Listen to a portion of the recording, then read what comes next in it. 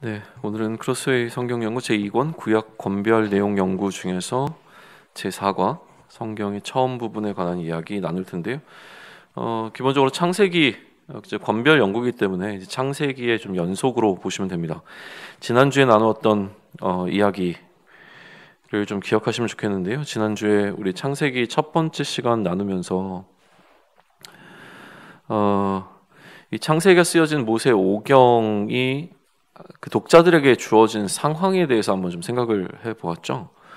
뭐 여러 가지 학설들은 있지만 일단은 우선은 우리는 그 흐름 그 자체로 이제 보게 되어진다면 가나안 정복을 이제 앞두고 있는 출애굽 2세대들에게 모세가 자신은 그들과 함께 할 수 없지만 그들에게 이제까지 본인이 알고 있었던 또 경험했던 또 들었던 보았던 것들을 정리해서 그들에게 전달해주고 있죠. 그게 이제 모세 오경이라고 우리는 좀 볼 수가 있습니다. 그럼 모세 오경을 통해서 이 독자들이었던 출애굽 2세대들은 무엇을 깨달아 알아야 되냐는 거예요. 특별히 창세기를 통해서 우리 세 가지의 포인트를 좀 봤는데, 첫 번째는 하나님을 알아야 된다는 거죠. 그들의 하나님이 누구신가, 그 하나님이 우리를 어떻게 다루시는가, 또 하나님의 일하심은 어떠한가, 뭐 이런 것들을 지나왔던 그 역사적 기록들을 통하여서 그들은 배워야 한다는 거예요. 그러니까 명확하게 어떤 역사적 사건들을 기록하는 역사의 기록에 포커스가 맞춰져 있다기보다 하나님이 이제까지 그들과 어떻게 걸어오셨는가를 기록하다 보니 역사적 기록이 된 것이죠. 그러니까 그 하나님의 일하심에 대해서 태초의 시점까지 끌고 올라가 쭉 이제 설명을 해주고 있습니다. 그러면 이 하나님께서 왜 인간을 만드셨는가, 또 그 인간을 만드신 그 이후에 그 흐름이 어떻게까지 나에게 연결되어져 왔는가를 보는 거죠. 그러니까 다시 얘기하면 결국 하나님을 알고, 두 번째는 나라고 하는 나의 존재에 대해서 나를 알아가게 해주는 책입니다. 나의 근본을 알고 내가 어떻게 창조되었으며 나는 하나님의 형상을 따라 지음받은 존재이고, 또 내가 어떻게 하나님과의 관계를 맺어야 하며 나에게 주어진 이 땅에서 사명이 무엇인가, 뭐 이런 것들에 관한 이야기들을 이제 볼 수가 있습니다. 그리고 그런데 그렇게 하나님께서 창조하신, 또 그 창조의 중심에 나를 세워 놓으셨는데 그런데 그럼에도 불구하고 내 주변에는 왜 이처럼 하나님을 대적하고 있는 대적자들의 무리들이 존재하고 있는가라고 하는 이 대적에 관한 부분들도 사실은 좀 이해를 해야죠. 물론 직접적으로 보게 되어지면 이 출애굽 2세대들은 이제 가나안을 정복해야 합니다. 그러니 가나안 정복의 필요성과 가나안 정복의 당위성 같은 것들이 분명히 이들에게 전달이 되어야 됩니다. 목적 없는 전쟁, 이유를 알지 못하는 전쟁은 그들이 아무리 하나님께 순종하고 있는 백성이라고 할지라도 납득이 되지 않고 이해가 되지 않으면 당연히 힘들 수밖에 없어요. 그러다 보니까 이 모세 오경을 받아 아는 이 출애굽 2세대들은 이 모세 오경을 통해서 그들이 왜 지금 가나안을 정복해야 하며 가나안 땅이 어떻게 그들에게 주어졌는가, 또 그들은 무엇을 해야 되는가, 이런 것들을 이제 배워가기 시작했겠죠. 혹은 알고 있던 것들을 더 선명하게 정리해 나갔을 것이다 라고 하는 어떤 전제를 가지고 우리가 시작을 한 겁니다.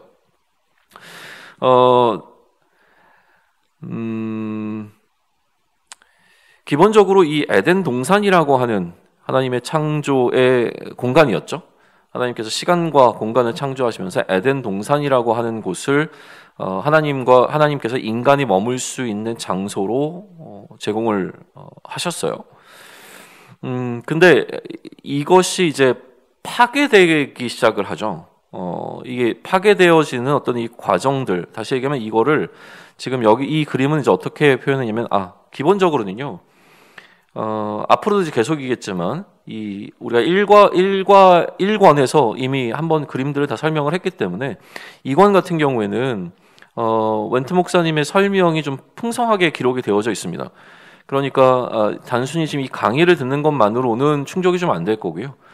이 강의를 제가 하는 가장 기본은 이미, 여러분들이 이 내용에 대한 부분들은 한 번쯤 다 숙지를 하고 왔다라고 하는 상황 속에서 이야기를 진행을 하는 거예요. 그래서, 내용을 숙지하는 것만으로도 충분히 좋은 내용들을 잘 이렇게 담아내실 수 있습니다. 그러니까 웬트 목사님이 설명하고 있는 그 설명의 내용들을 반드시 좀 읽고 오시면 좋을 것 같고요. 그렇게 읽는 것만으로도 충분히 다 이해할 수 있을 만한 내용들이 또 우리의 신앙에 유익이 되어지는 내용들이 굉장히 많이 들어 있습니다. 저는 그 배경 속에서 제가 이 창세기를 어떻게 보는가, 또 그것을 웬트 목사님이 만들어 놓은 이 틀을 중심으로 해서 어떻게 좀 설명을 좀 드리려고 하는 거니까 어떻게 보면 플러스의 개념으로 좀 보셔야 될 것 같아요. 웬트 목사님이 이야기하고 있는 이 개념 외에 이제 플러스로 조금 더 우리가 좀 생각해 볼 여지들이 어디에 있는가라고 하는 거를 제가 말씀드리는 거지, 웬트 목사님이 얘기하는 걸 제가 다시 한번 재정리해서 설명드리는 방식이 아니기 때문에 반드시 웬트 목사님의 그 고민들 또 연구들 이런 것들은 교재를 통해서 반드시 습득하고 오시는 게 유익이 좀 더 되실 겁니다. 이 그림적으로 보게 되어지면 이 화살표가 이렇게 바깥으로 좀 나아가고 있는 방향성을 갖고 있는데,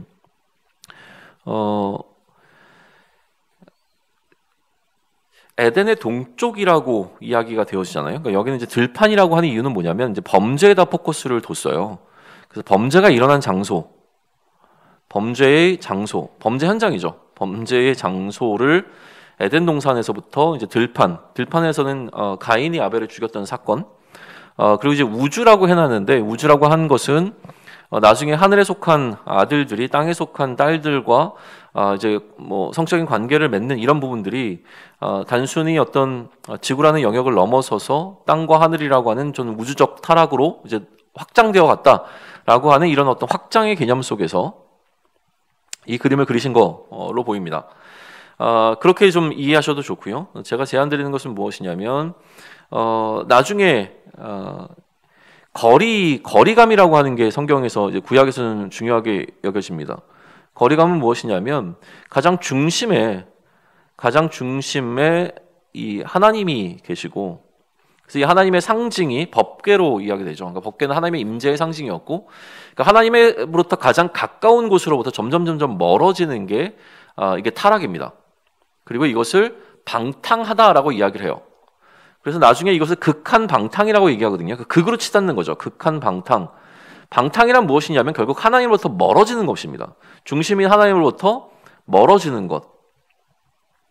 세상은 방향성 자체가 바깥으로 나아가는 방향성을 갖고 있어요. 그런데 이 바깥으로 나아간 방향성을 어떻게 하냐면 다시 이 중심으로 끌고 들어오는 것, 이것이 성경이 우리에게 알려주고 있는 방법입니다. 그래서 뭐라고 하냐면 자꾸 이제 초청을 하죠. 오라, 우리가 여호와의 산에 올라 함께 하나님을 예배하자. 이게 계속 초대하는 거예요. 그래서 하나님이 계신 그곳으로 우리가 함께 나아가는 어떤 이 방향성을 갖고 있는 거죠. 그래서 단순히 어떤 이 성소를 중심으로 해서 그러니까 지성소, 성소, 그리고 뭐 이스라엘의 뜰, 또 뭐 여인의 뜰, 이방인의 뜰, 뭐 이런 것들이 굳이 이렇게 존재하는 것이 어떤 그 장소적 위치, 그러니까 성전을 찾아오는 과정 가운데서 그들이 이미 거룩이라고 하는 개념을 경험할 수 있도록 하나님께서 이런 어떤 체계와 제도를 만드셨다라고도 볼 수 있는데요. 이 그림에서부터 우선 우리는 그 이야기들을 좀 해 나갈 수 있으면 좋을 것 같습니다. 그러니 지금 이게 점점 멀어지는 그림이라고 한다면 하나님과의 관계가 파괴되고 있고 하나님의 질서가 무너지고 있는 상태. 어디로? 에덴 동산이 그런 하나님의 질서가 가장 하나님의 뜻대로 운영되어지는 공간이었다고 한다면 점점 멀어지면 멀어질수록 그것부터 멀어지는 어떤 개념을 좀 이해하시면 좋을 것 같고, 다시 회복이라고 하는 이 파괴와 회복이라고 하는 이 개념을 좀 생각하실 필요가 있습니다. 범죄들에 대해서 한번 생각을 우리가 해보시면 좋을 것 같아요. 첫 번째 범죄, 뭐 이게 첫 번째, 두 번째, 세 번째라고 하는 의미가 그렇게 좀 중요하진 않습니다. 그러나 성경에서 중요하게 이야기하고 있는 범죄들에 관해서는 좀 생각해 볼 필요가 있는데, 에덴 동산에서 일어난 범죄는 뭐였습니까? 아담과 하와가 하나님께서 말씀하신 명령을 거부하기로 결정한 것이죠. 그것을 따르지 않기로. 다시 얘기하면 하나님의 질서가 있었습니다. 하나님의 질서는 무엇입니까? 하라와 하지 말라라고 하는 하나님의 질서가 분명히 주어졌는데, 이들이 하나님께서 하라라고 하는 것은 했습니다. 그러나 하지 말라, 먹지 말라라고 하는 명령, 이거를 먹기로 결정을 했죠. 그건 무슨 얘기예요? 하나님의 질서를 따르지 않기로 결정한 사건이 에덴 동산에서 일어납니다. 그 결과 이들은 이 에덴의 동쪽으로 추방당하게 되어지죠. 그리고 두 번째 범죄가 무엇입니까? 들판에서 일어난 것이 가인이 아벨을 죽인 사건이에요. 근데 나중에 이제 요한 서신에 가게 되면 이것을 뭐라고 하냐면 가인처럼 하지 말라라고 이야기를 해요. 그러면서 가인이 한 행위, 가인의 행동을 무엇과 반대되는 행동으로 이야기하냐면 사랑과 반대되는 행동으로 이야기합니다. 그래서 너희는 가인처럼 행하면 안 된다. 다시 얘기하면 사랑으로 행해야 된다라고 하는 하나님의 질서를 사랑이라고 얘기하고 하나님의 질서에 대비되는 개념으로서 가인을 이야기한단 말이에요. 그러니까 우리는 이걸 뭐라고 얘기했으냐면 이 가인의 행동은 가인의 질서라고 부를 수 있죠. 하나님의 질서를 거부한 인간의 질서는 가인의 질서로 대표되어집니다. 가인의 질서는 그의 후손들을 통해서 다시 얘기하면 도시 문명으로 설명이 되어지는데 결국 우리는 이 가인의 질서를 세상의 질서라고 이야기해 볼 수 있죠. 그래서 이 가인의 질서는 무엇이냐면 자기 중심적 사랑, 외적으로 나가는 사랑이 아니라 내가 너무나 소중하고 내가 상처받고 내가 피해받는 것을 견딜 수 없는 그렇게 시작되어진 세상의 질서의 출발점을 우리는 보게 된다는 거죠. 하나님의 질서로부터 떨어져 나와 하나님의 질서를 거부한 인간의 질서는 결국 뭐냐면 나 자신을 사랑하는 질서라는 거예요.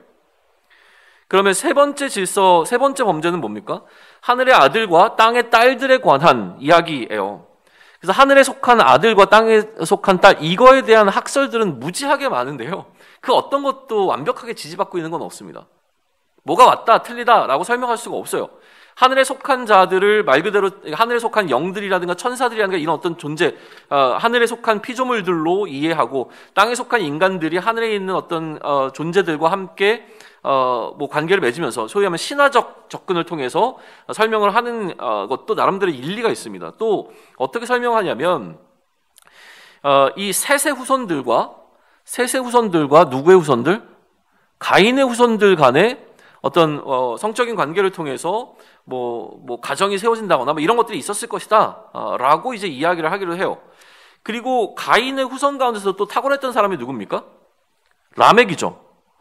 그래서 이 라멕을 통해서부터 이 가인의 후손들 가운데 나라들이 세워지기 시작했고 그 나라들의 어떤 리더십들이 있었는데 이 리더십들을 하늘에 속한, 그러니까 왜냐하면 소위 얘기하면 이 왕이라든가 그 왕의 후손들이랑 이런 사람들은 좀 신적인 개념들을 갖고 있었잖아요. 그 고대에는. 그러다 보니까 그 후손들과 관계 맺음이 좀 있지 않았겠는가 이렇게 또 해석하는 어떤 학설들도 있어요.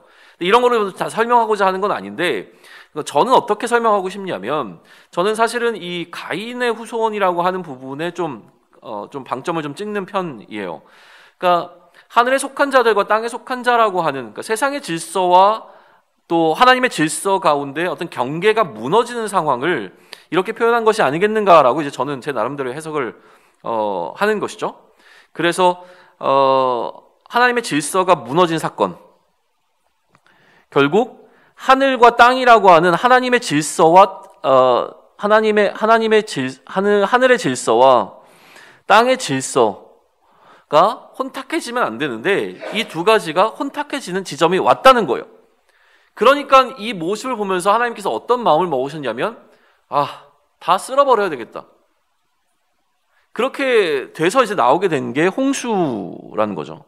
노아의 홍수 사건이 그 다음에 일어나게 되어졌다라고 이제 저는 개인적으로 그렇게 그냥 이해를 합니다. 왜냐하면 이 전체적인 거를 이후에도 지금 아까도 얘기했지만 이 출애굽 2세대들에게 너희들이 지금 왜 세상의 질서에 어떻게 보면 속하지 않고 그것들과 함께 전쟁을 벌여서라도 하나님 나라를 또 하나님의 질서를 유지해야 하는가라고 하는 것이 굉장히 중요하게 설명되고 있는 부분이기 때문에 그래요. 그러다 보면 왜 남김없이 가나안 땅에 있는 민족들을 다 추방시켜야 하는가를 보여주기 위해선 그 가나안 민족들과 함께 혼탁해지게 되어지면 일어나게 되는 결과에 관한 경고를 해줘야 되잖아요.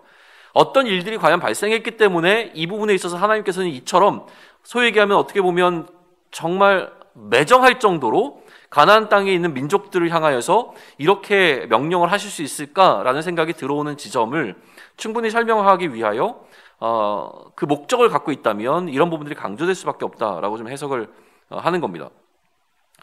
어쨌든 하늘의 질서와 땅의 질서가 혼탁해지기 시작했고 하나님께서는 이 모든 것을 그러면 무효화시키겠다라고 하는 방식으로 홍수를 이 땅에 허락을 하셨어요. 그러나 그럼에도 불구하고 그 가운데서 뭐가 있었습니까?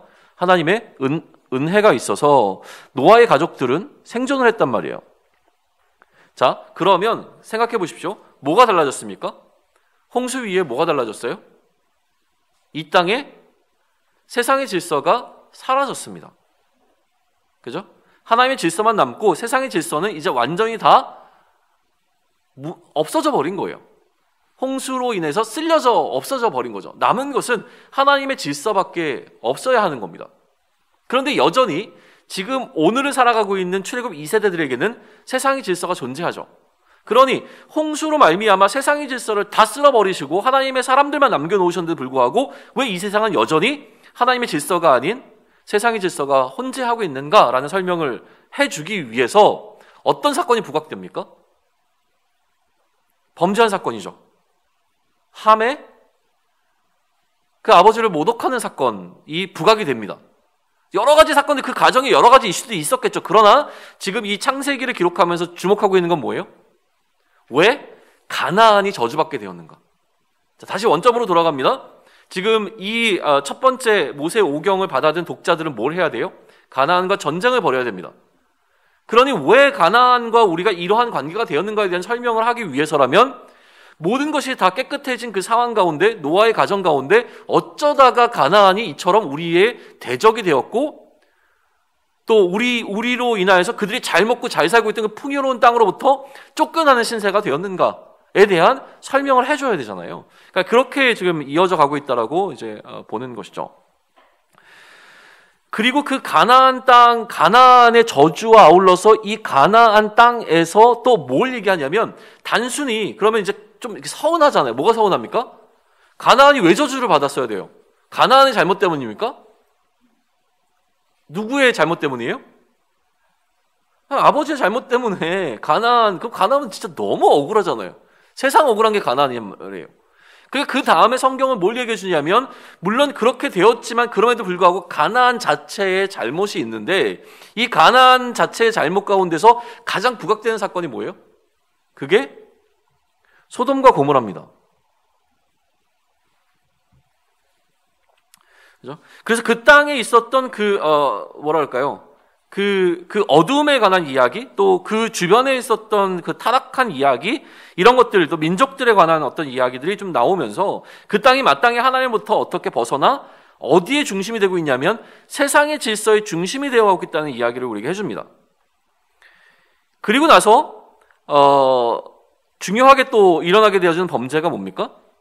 그게 바벨탑 사건이죠. 여기 이제 그림에 나와 있는 이 바벨탑입니다. 바벨탑 사건의 핵심은 뭐예요? 그래도 여전히 하나의 민족성을 갖고 있었고 하나의 어떤 언어적 중심점을 통해서 하나의 어쨌든 노화를 통해서라도 계속 흘러왔던 그 가계가 어떻게 이렇게 완전히 다른 민족들이 되었는가에 대한 어떤 설명을 해주고 있는 것이죠. 언어가 달라지게 된 그 배경에 관한 이야기를 우리에게 들려주고 있습니다. 그 언어가 달라지게 된 배경 역시도 그들이 하나님을 향해 하나님의 뜻을 따르지 않고 자신들의 세상의 질서, 이 바벨탑 이야기는 굉장히 많이 들으셨잖아요. 그런데 한번 생각해 보세요. 이게 성을 높이 쌓아가지고 자신들의 이름을 내자. 하나님은 원래 흩어지고 이 땅에 편만해라라고 했는데 그들이 그렇게 따랐다. 이런 것들이 가장 일반적인 바벨탑에 대한 해석일 거예요. 하나님은 모여있는 것을 원치 않으시고 이 땅에 계속 충만하기를 원하셨는데 모여서 자신들이 하나님만큼 높아지려고 했고 그래서 탑을 쌓았고 이름을 내세우려고 했다. 이런 것들이 이들이 하나님을 향해서 잘못한 것이다 라고 하는 해석이 가장 기본적인 해석일 텐데 그 해석을 잠깐 옆으로 놔두고 생각을 해보십시오. 이들은 뭘 하고 있냐면 기본적으로 자신들의 질서를 세워나가고 있는 거예요. 자신들의 방법을 세워나가고 있어요. 자신들이 어떻게 할 것인가라고 하는 자신들의 세계를 지금 하나를 구축해 나가고 있죠. 그러다 보니까 하나님께서는 이 세상의 질서를 무너뜨리시면서 이들의 언어를 바꾸시는 것이죠. 다음 그림으로 좀 가볼까요? 그래서 이제 세상이 파괴되었는데 아까도 얘기했지만 이 하나님 안에 뭐가 들어있어요? 심판봉이 들어있죠. 이거는 이제 하나님의 통치이기도 하고 하나님의 통치가 이들 가운데 하나님의 진노의 어떤 심판으로 어떻게 임했는가를 설명하기 위해서 심판봉이 들어가 있다고 살펴볼 수도 있을 것 같기는 한데요. 이 하나님께서 그럼 어떻게 다루시는가라고 하는 앞의 이야기들을 통해서 지금 현재의 이들의 삶에 관한 것을 보게 되면 하나님과 사람의 관계가 깨어지고 남자와 여자의 관계가 깨어지고 형제와 형제 간의 갈등이 생기고 하늘에 속한 자와 땅에 속한 자가 또 갈라지게 되어지고 국가와 국가 사이에 이제 뭐라 그럴까요? 이 대적 관계가 생기게 되어진 이 상태. 지금 이 상태가 세상의 질서와 하나님의 질서가 대립하고 있는 상태의 어떤 그림으로 볼 수 있다라고 하는 것이죠. 네. 여기에 대해서 뭐 굳이 더 설명할 건 없는 것 같고 아까도 얘기했지만 세상의 질서를 어떻게 설명할 수 있습니까? 세상의 질서는 결국 나를 사랑하는, 그래서 이 크로스웨이의 시그니처 그림이죠. 동그라미가 시작된 지점으로 다시 돌아오게 되는 것은 사랑이 흘러가지 않고 자기에게서 자기로 돌아오고 있는 자기 사랑, 자기 중심적 사랑을 하고 있는 것, 이게 이제 문제라고 하는 것이죠.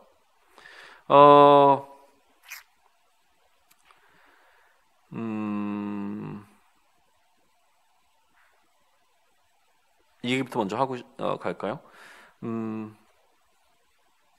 자기를 사랑하면 안 됩니까?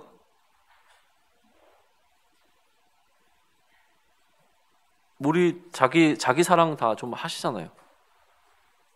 자기를 사랑하면 안 되는 이유는 과연 뭘까요?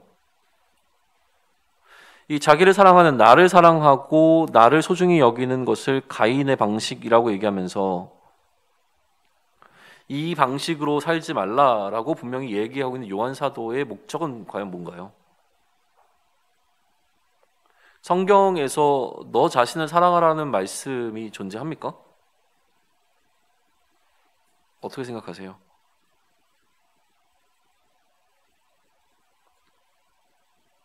얘기하실 때까지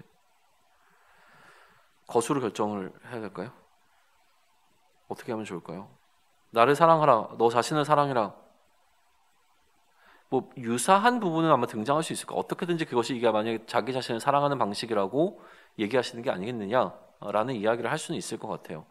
그런데 너 자신을 사랑하지 말라라고 얘기하시지도 않는다고 저는 생각을 합니다. 그러나 강조점이 굉장히 많이 달라 있는 건 분명한 것 같아요. 무게의 균형이 완전히 틀어져 있습니다. 나 자신을 사랑하는 것보다 지나치게 뭘 강조하냐면 지나치게 너를 사랑하는 것처럼 내 이웃을 사랑하라 라고 하는 게 훨씬 더 강조되고 있어요. 성경 가운데서요. 그럼 이거를 이제 어떻게 해석해야 될 거냐는 거예요.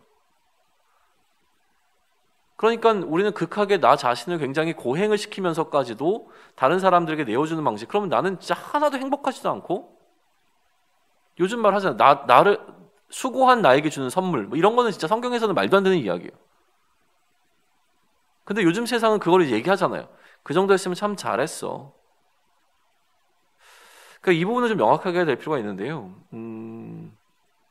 저는 제 해석은 그렇습니다. 뭐냐면 나를 사랑하는 이슈는 내가 나를 사랑해야 됐다 생각을 드는 건 뭐냐면 지금 나의 사랑에 뭐가 있다고 느껴지는 거예요? 부족함이 있다는 거예요. 내가 나를 사랑해줘야지라고 느끼는 거는 뭐냐면 일단은 기본적으로 내가 부족함을 느끼는 거예요. 내가 나를 사랑해줄 필요성을 느끼는 거죠. 근데 성경이 우리에게 알려주는 건 뭐냐면요, 너에게는 전혀 부족함이 없다는 이야기를 해줍니다. 충분하다는 거예요. 무엇으로? 나 자신을 사랑하는 거는요, 하나님의 사랑으로. 하나님이 이처럼 너를 사랑했다라는 걸 알려줍니다. 그러니까 내가 아무리 나를 사랑해도 하나님의 사랑을 능가할 수 없고 하나님께 받은 나의 사랑은 부족한 부분이 존재하지 않는 거예요. 하나님께 받은 사랑은 사랑이고 내가 나를 사랑해야 되는 사랑은 또 다른 어떤 사랑일 거야 라고 생각하는 것이 아니라 하나님께서 이미 나를 사랑하시는 그 사랑이 얼마나 큰지를 알려주세요. 그 사랑은 자기의 독생자를 우리에게 주시기까지 사랑한 사랑이었고 그 예수님께서 우리를 위해서 행하신 그 사랑의 행위는 조금도 부족하거나 아니면은 좀 미흡하거나 미숙한 부분이 존재하지 않았다는 거예요. 그러니까 이미 우리는 그 어떤 사랑으로도 대체할 수 없는 가장 완벽하고 가장 충만한 사랑을 누리고 있는 자라는 사실을 깨닫게 되어질 때에 비로소 그 사랑이 바깥으로 흘러갈 수 있다라는 이야기를 해주고 있는 거죠. 그러니 성경은 우리를 향해서 네가 너를 어떻게 사랑해야 되는지를 이야기하기보다 이미 우리가 갖고 있는 사랑이 어떠한 사랑인지를 알려주는 거에 더 포커스를 맞춘다고 그렇게 생각을 합니다. 좀 도움이 되십니까? 아무튼 그 부분에 대한 이야기를 좀 나눕니다. 그런데 자꾸 우리가 부족하다고 느끼는 건 뭐예요? 우리에게 복음이 되지 못하는 거예요. 그죠? 그러니까 요즘 이제 복음도 하나의 어떤 트렌드로 자꾸 이야기가 되어지는데 결국 뭐 팀 켈러 목사님이라든가 또 이제 복음을 강조하는 분들이 이야기하는 어떤 그 핵심에는 이 간격이 존재한다는 거죠. 우리가 신앙생활을 한다고 이 간격이 메꿔지지 않는 것을 느껴지는 어떤 부분이 있다는 거예요. 신앙생활을 아무리 열심히 해도 오히려 이렇게 되는 거죠. 뭐라고 얘기할까요? 그러니까 하나님에 대해서 점점 더 많이 알아갑니다. 그런데 신앙생활을 많이 할수록 내가 되게 부족하다는 걸 더 느껴요. 그러니까 이 간격은 훨씬 더 커져버리는 거죠. 그래서 이 간격이 예수 그리스도의 십자가로 메꿔지지 않으면 그게 이제 복음이거든요. 복음으로 이 부분이 메꿔지지 않으면 종교적 행위라든가 아니면 어떤 율법적 행위를 통해서는 결코 이 간격에 메워질 수 있는 방법 자체가 없다는 거예요. 그러니까 우리의 행위를 통해서는 전혀 이게 메꿔질 수 있는 부분들이 없기 때문에 복음을 더 본질적으로 더 깨달아라 뭐 이런 이야기들이 좀 진행이 되고 있는 거거든요. 그러니까 이 그림을 통해서 이제 이야기하고자 하는 것은 나 자신을 사랑하는 게 뭐 그렇게 잘못이야 라고 하는 부분이 아니라요. 나 자신을 사랑한다라는 생각을 하게 되는 거에는 우리가 받은 하나님의 사랑을 부정하는 것이고 이 사랑을 부정하는 것은 복음에 대한 이해가 나에게 부족한 것으로 볼 수 있죠. 이 복음이 나에게 정말로 복음이 되었다면 우리는 우리 삶의 변화들이 좀 있을 필요가 있습니다. 아무튼 이게 하나의 어떤 우리 자신을 돌아볼 수 있는 기준이 되면 좋을 것 같고요. 다음 그림 한번 보시죠. 이게 이제 어떻게 보면 하나의 이제 창세기에 특별히 또 창세기에 나오고 있는 패턴인데요. 창조, 하나님의 선하심으로 창조된 이 세계가 타락하게 되고, 그죠? 이 타락이 죄잖아요. 이 죄에 대해서 하나님께서 심판하시는데, 이 심판으로 오게 되어지는 것이 뭐 죽음이라든가 추방이라든가 홍수라든가 뭐 이런 것들이 이제 심판이 되죠. 그러면 이렇게 하나님이 심판하시는 가운데 또 특별히 또 은혜를 베풀어 주셔서 나름대로 그 모든 인류가 뭐 문제를 받는 것이 아니라 계속되어지는 어떤 은혜가 그래도 있었단 말이에요. 그래서 결국 그게 이제 아브람까지 이어진다 라고 하는 하나의 어떤 패턴을 지금 그려 놓았는데요. 이게 가장 일반적인 이해입니다. 죄를 범하고 또 뭐 이후에도 마찬가지예요. 딱 이 창세기뿐만이 아니라요. 이스라엘 백성들은 하나님을 향해서 범죄하게 되어지고 그러면 하나님께서는 이방의 나라들을 들어서 심판하시게 되어지고 또 하나님을 향해서 우리가 정말 더 이상 이렇게는 살 수 없습니다라고 회개하고 돌아와 죄를 뒤집었으면 하나님께 간구하면 또 은혜를 베풀어 주시고 하는 이 패턴은 계속 인간의 어떤 역사 가운데 반복되어지는 일이라고 하는 거예요. 그죠?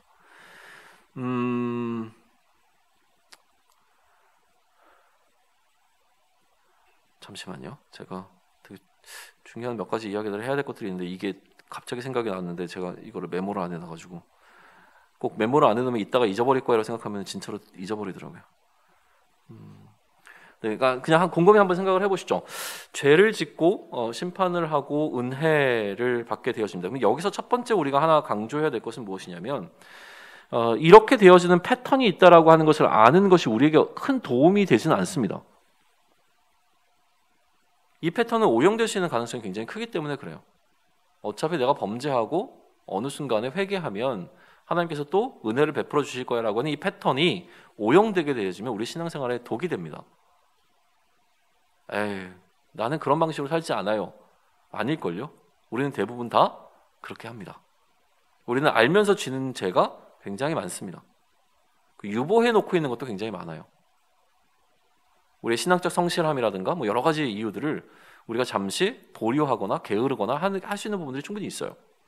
왜 그럴 수 있냐면 내가 다시 하나님께 회개하면 언제든지 하나님께 나아가 나의 죄를 자백하면 하나님께서 나에게 또 은혜를 베풀어 주실 거야 라고 하는 생각이 우리 가운데 은연중에 있기 때문에 그래요. 지금 내가 잠깐 신앙생활을 이렇게 하고 있지만 나중에 기회가 되면 더 열심히 해가지고 예전의 나의 열심을 회복할 거야 라는 생각을 한단 말이에요.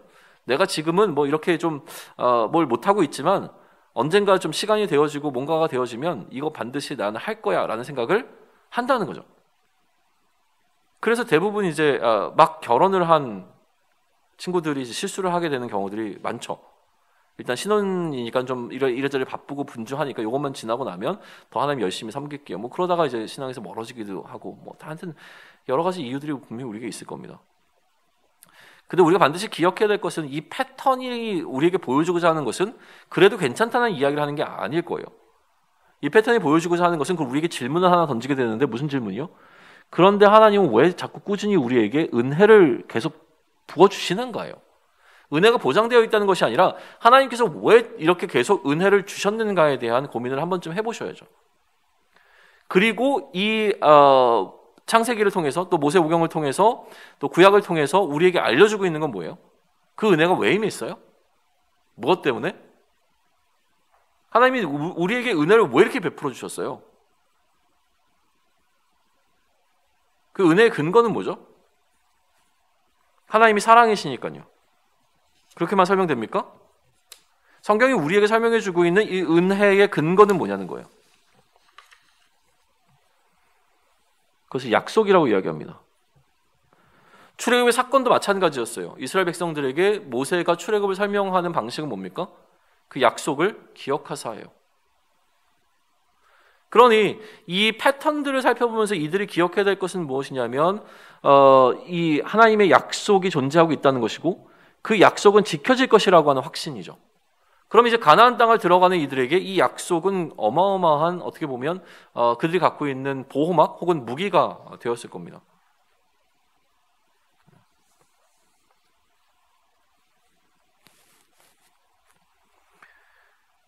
또 하나, 그러면 이제 은혜는 그렇게 임하는데 심판이 이러기 전에 이 죄의 문제는 왜 끊임없이 그들 가운데 임했냐는 거예요.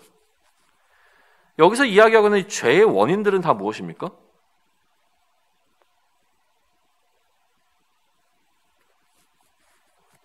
그게 이제 자기 중심성이죠. 그죠? 그러니 자기를 사랑하는 이런 자기 중심성으로부터 어떻게 벗어날 수 있을까에 대한 부분들을 이제 고민을 해야 되는 거죠. 그것으로 인해서 일어나게 된 어떤 원인들에 대한 이야기를 하고 있는 거니까요. 그러면 제가 순서를 거꾸로 하긴 했는데 이 죄에서 벗어날 수 있는 방법은 뭡니까?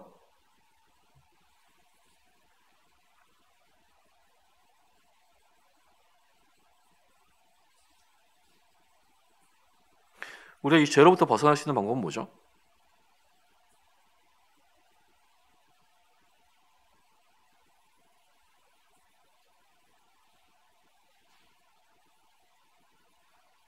우리가 이미 은혜 입은 자라는 것을 깨닫는 것입니다.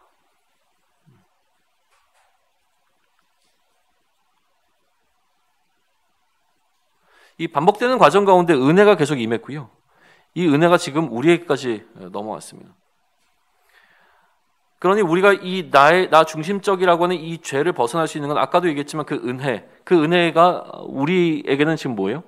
그리스도의 사랑이죠. 이것을 이제 깨닫는 것, 이게 우리로 하여금 죄로부터 벗어날 수 있는 근거와 이유와 또 힘이 되어질 겁니다. 이 부분에 대한 충분한 이해가 없다면 우리는 또다시 범죄할 수밖에 없을 거예요. 왜냐하면 그리스도의 사랑을 충분히 이해하지 못하면 결국은 이 사랑의 부족함이 느껴지고 이 사랑에 대해서 원망하게 되고 그리스도가 채워주지 않는 어떤 부분들을 채우기 위하여 우리는 그 사랑을 해줄 것 같은 대상을 찾아갑니다. 그게 두 주인을 섬기게 되어지는 방식인 거죠. 그게 우상을 세우는 방식이고 그게 거짓신을 세우는 방식이 되어진다는 거예요. 우상은 뭐라고 말씀드렸죠?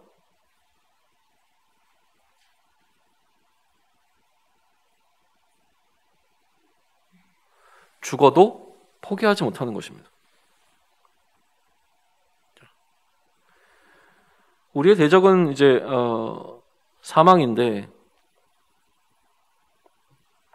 사망은 우리를 죽음의 공포에 몰아넣죠. 죽음의 공포는 뭡니까?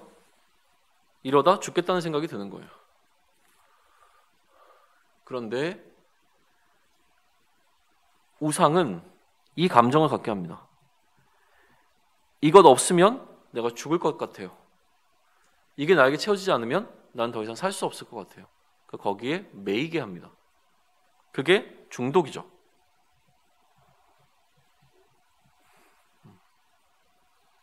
다른 중독이 아닐 거예요. 우리는 우상이 중독되어지게 되면 됩니다. 근데 너무나 재밌게도 예수님께서 그리스도로서 우리의 삶을 다스리는 방식의 가장 핵심 가운데 하나는 뭐냐면, 네가 포기하지 못하는 그 한 가지를 포기하라고 말씀하시는 방식으로 우리에게 다가오신다는 거예요. 내가 이것도 하고 이것도 하고 이것도 하고 너무나 되게 잘했는데요. 그런데 너에게 한 가지 부족한 것이 있으니 너는 너의 것을 모두 팔아 가난한 자에게 나눠주고 나를 따르라. 이거거든요. 그렇죠? 그러니까 결국 우리는 그리스도의 사랑을 충분히 이해하고 있는가라고 하는 사실에 대해서 다시 한번 좀 돌아볼 필요가 있습니다. 거꾸로가 아니라 다시 원점으로 돌아가 보시죠. 그러면 이 모세 오경을 통해서 모세가 이스라엘 백성들에게 보여주고자 하는 것은 무엇이에요? 은혜라는 거예요. 그들이 어떠한 은혜를 하나님께 받았는가라고 하는 것이죠. 하나님의 은혜는 그들에게 어떤 방식으로 있습니까? 하나님의 일하심을 통해서 그들에게 찾아왔죠. 그러니 하나님께서 그들에게 어떠한 은혜를 베푸시면서 일했는가라고 하는 것들에 대한 설명을 하나씩 다 해주는 것들이 하나님의 섭리에 해당하는 일하심이라는 거예요. 그죠? 처음 하나님의 질서를 깨뜨려버린 아담과 하와에게 하나님께서는 어떠한 일하심을 행하셨습니까? 보통 가죽옷을 입히신 것으로 이야기되어지는 그것은 그들 세계의 첫 번째 죽음을 목도하게 하셨죠. 죽으리라고 했는데 그들이 죽은 것이 아니라 첫 번째 죽음을, 대속의 죽음을 목도하게 하셨고, 오히려 그들은 가죽옷으로 보호를 받게 하시는 방식. 다시 얘기하면 세상의 질서로 살아갔던 이들에게 하나님께서는 하나님의 질서를 보여주셨는데, 하나님의 질서가 무엇이냐면 그것은 그들을 사랑하시는 것이고, 이미 그들에게 하나님께서는 원시 복음을 허락하셨다라고 이야기를 해집니다. 두 번째 범죄는 뭐였습니까? 가인이 아벨을 죽인 거였어요. 그러면 하나님께서 가인을 죽이시면 됐습니다. 그러나 하나님의 질서는 뭐였습니까? 가인을 죽이는 자는 7배나 벌을 받게 하는, 그 방식으로 가인을 보호하셨다는 거예요. 가장 세상의 질서가 중심이 되어지는 그 상황 가운데 하나님께서는 세상의 질서로 그들을 다루신 것이 아니라 하나님의 질서가 무엇인지를 보여주는 방식으로 계속 이 상황을 이끌어 가셨다라고 하는 사실을 우리 좀 기억하며 눈여겨볼 필요가 있다는 거예요. 그래서 결국 이러한 과정을 통해서 이들이 보게 되어지는 것은 무엇이냐면 세상의 질서가 무엇이고, 그리고 우리는 그리스도의 질서라고 말하지만 하나님의 질서는 과연 무엇인가라고 하는 것에 대한 선명한 이해가 좀 필요했습니다.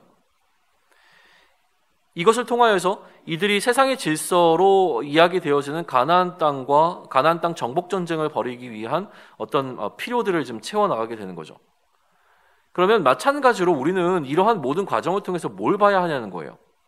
이스라엘 백성들의 이야기를 제3자의 입장에서 바라보는 것이 아니라 여전히 우리도 이 싸움을 하고 있는 것인데, 그러면 우리는 이 세상의 질서와 싸울 수 있는 당위성을 충분히 갖고 있느냐라고 하는 이 질문, 이게 이제 오늘 우리가 함께 나누고자 하는 핵심의 마지막입니다.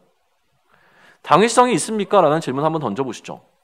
나는 지금 세상의 질서와 맞서 하나님 나라의 질서대로 행할 충분한 이유를, 충분한 목적을 갖고 살아가고 있습니까? 정말 그렇습니까? 라는 질문을 우리는 스스로에게 계속 던져볼 필요가 있습니다. 싸워야 합니다. 가나안 땅에 들어가서 그 민족들과 싸워야 됩니다. 근데 싸울 이유가 나에게 충분히 존재합니까? 모르겠는 거죠. 굳이 꼭 싸워야 되나? 화해하고 같이 어우러져서 살면 안 되나? 라고 생각하는 사람들이 있었을 거예요. 모든 이스라엘 백성들이 전부 다 이것을 동의하고 들어간 게 아닐 겁니다. 그러니 결국 다 추방해내지 못했죠.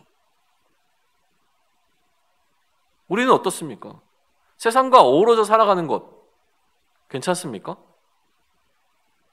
아닐 것 같지만 실제로 우리 삶 가운데서는 이런 세상과 싸워야 되는 당위성을 잃어버리고 살아가는 것이죠.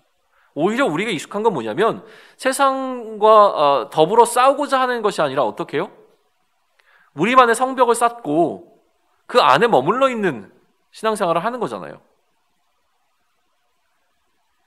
그래서 세상은 세상대로 굴러가고 하나님의 질서는 하나님의 질서대로 운영되어지는 교회라는 하나의 공간을 만들어 놓고 그곳에 우리 스스로를 집어넣어 놓게 되어주죠.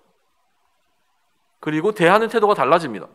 세상과 싸우기보다 세상에서는 세상의 질서대로 살아가고 하나님의 질서가 통용되어야 되는 그곳에서는 가장 하나님의 질서대로 거룩하게 살아가려고 합니다. 그러나 더 큰 문제는 뭡니까? 하나님의 질서대로 운영되는 그곳조차도 세상의 질서가 들어와 하나님의 질서를 흔들어 놓고 있다는 것이 문제인 것이죠. 우리는 점점 더 하나님의 사람으로 성숙해 가면서 한편으로는 세상과 어떻게 더 어우러져 살아갈 수 있는지에 대한 지식을 배우고 있는지는 모르겠습니다. 그러니까 우리는 다시 원점에서 고민해 보아야 될 필요가 있는 것이죠. 무엇을 할 것이고 우리는 세상의 질서와 싸워야 되는 당위성이 과연 내 안에 존재하는가를 다시 한번 좀 들여다볼 수 있으면 좋겠습니다.